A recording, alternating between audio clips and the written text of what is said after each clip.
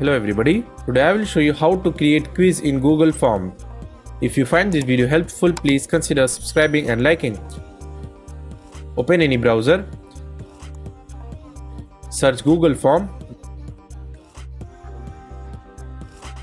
do sign in, click on template gallery. Here under educational, click on blank quiz. Select question type. Here type your question and set options as many as you want.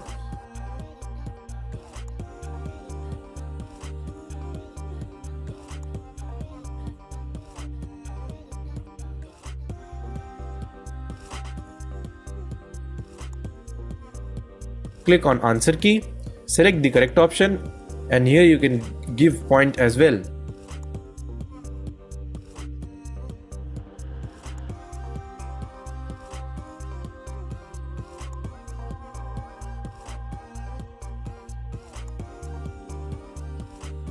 That's it.